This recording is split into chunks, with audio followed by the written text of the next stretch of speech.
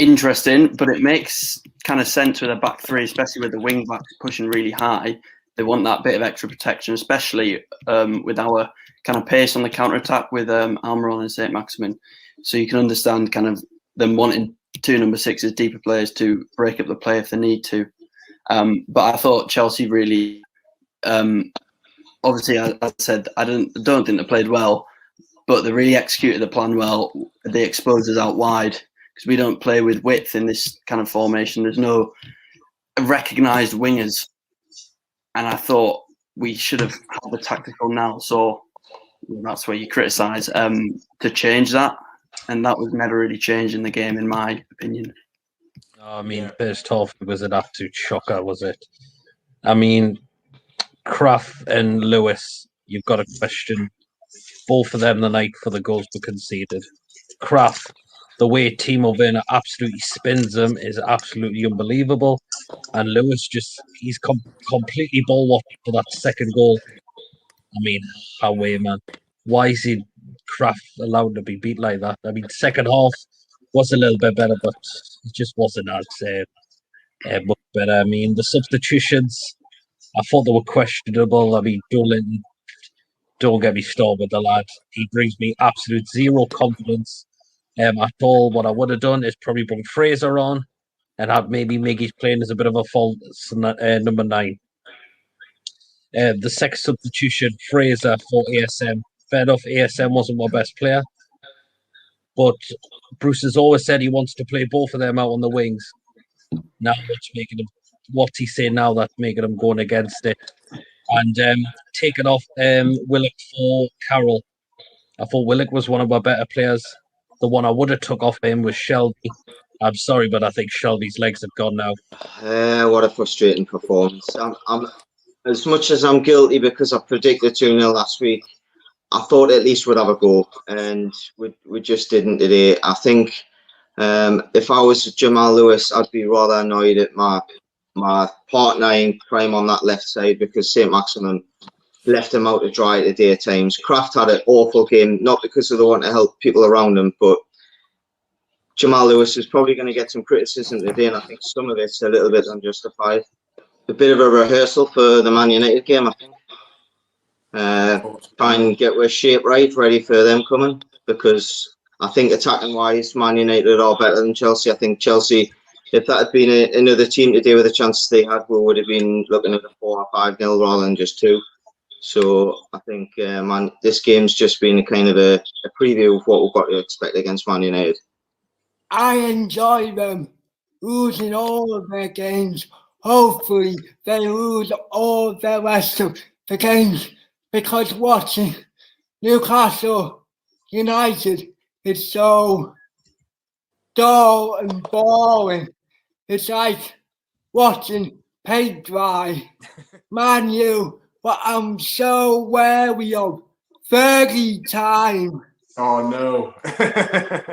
I really hate Man U, but I don't think we'll get anything from them. Nah, it's a write-off, like most of you lads have said. I don't know if I'm tired. I don't know if I'm mad. I don't know. I really don't know how to feel. I guess I got all hyped up over the Shearer video, right? And I was like, maybe we can win this thing and run around the house. Of course, that's ridiculous. I didn't really think that. I said we'd give up 2 goals. We cannot defend. We can't defend if we have all of our best players. Like, that's just not what we do here.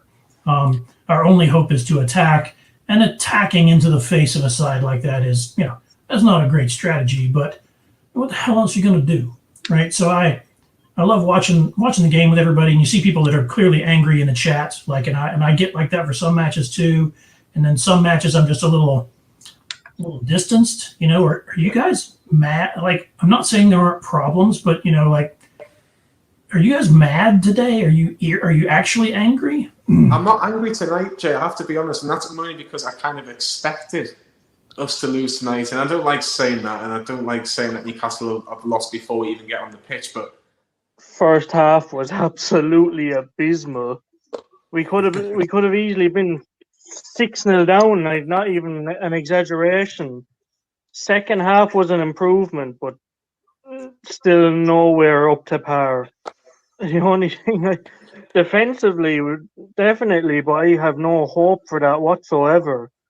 And then obviously attacking wise too, because our attacking options now, you take Wilson out of the equation, we're in big trouble. Because Gale, Joe Linton, and Carroll as your three, like, kind of main, you could say, provider of goals. You're not going to go far with that. I know. I was thinking that would be fine. Like, obviously we had the 10-point gap, but I feel like we all might have been a bit too overconfident in thinking that would like stay up and would be okay, because now I do think that there's a massive chance that we could go into that bottom three if something doesn't change soon. No, we look like we were a few weeks ago when we didn't have any of the wins that we got in the past couple of games. Like, again, we just regressed, and I went into the game thinking that would easily get at least a point. Like, that might have been a bit too optimistic, but obviously I watched the previous game and I thought they were definitely there for the taking. And then tonight we just looked dreadful, to be honest. It was, like I said, it was slightly more positive in the second half, but it still wasn't good enough. In the first half was just dreadful. I think we were lucky to go into the second half 2-0 down, because I think it could have easily been 3, 4, even 5. Well, do you know what? I turned it off at half time. I mean, I haven't been on the show. Yeah, I mean, I haven't been on the show since the 2-0 league defeat to Arsenal, because we've had a couple of good results and a couple of good performances here and there, but I mean, I don't pay for football myself because I don't feel like it's worth paying to watch that crap. But yeah, I mean, there's just so many things wrong with how we're playing. I mean, it's just typical Bruce, isn't it? He gets a good result against Southampton, and then he thinks, oh, okay, Wilson's injured. I know what I'll do. I'll play Gal. But Gal's a poacher. You don't play him as an inside forward on the right-hand side. He was so isolated. It was unbelievable. Normally we say Almiron's man of the match for all his running that he does. When you're praising a player that simply just runs around, it's not filling you with confidence, is it? Especially when you're supposed to be watching football. I mean, in terms of the midfield, I mean, when I was watching the first half, I was thinking to myself, is Joe Willett playing on the right-hand side? Because I didn't know who was meant to be playing right-hand side, if it was meant to be Almiron or what. But, I mean, in that midfield, you need a bit of a dynamic structure, and Shelby just doesn't offer you that. If you're going to play Hayden, you need to play Willock and Matty Longstaff. You need a bit of energy in that midfield, to give you a chance. And Shelby's just so lack-a-day in how he just sort of wanders around the pitch, does a cut up, 5-yard passes, pass it backwards, and then that's it. You kind of don't see a whole true reflection of the game because you're talking to fans and this and that. So, like, just going off what I've seen on socials, and like after, obviously, the two fullbacks are getting a lot of hammer. Like, Liam will be out of the moon, Lewis and Kraft are getting highly criticised. One player who's getting away with murder at the minute, I haven't been on the whole chat, but John Joe Shelby's getting away with murder. He's bringing nothing to this team at the minute. His work rate's shocking. He doesn't look like he wants to be here. His set pieces are abysmal. Just not good enough. There's something seriously wrong with his team. I know we're getting the odd good result, Southampton, Everton. Me and Lee spoke about the game beforehand, about pride, and it was, but now, and then tonight, back to the usual. Just not good enough. That team doesn't look like they know they're in 17th spot in the Premier League. They have to fight for their lives to get out. Just the stuff on the social media is not good at the minute. There's obviously a lot of people angry again at Bruce. I think it's just the clubs that's just rotten, really, from top to bottom. It could be a tragic end to this season, to be honest. I say I'll let the other lads finish off, but it's not good. I was the same as the lad you've just had on before. I turned it off at half time, something I've not actually done. It's getting to the point where I don't even want to watch my team, which is something I never thought I'd say. I've had a season ticket for 13 years now. Well, the board have got hacked, but then also if Bruce claims he's a Newcastle fan, that obviously isn't true, because if you're a Newcastle fan, you'd surely just walk away. Because if I was managing that team, I'm a Newcastle fan, and I was putting the team out to play like that, I would have the team away and apologise to the fans, say sorry. I did my best.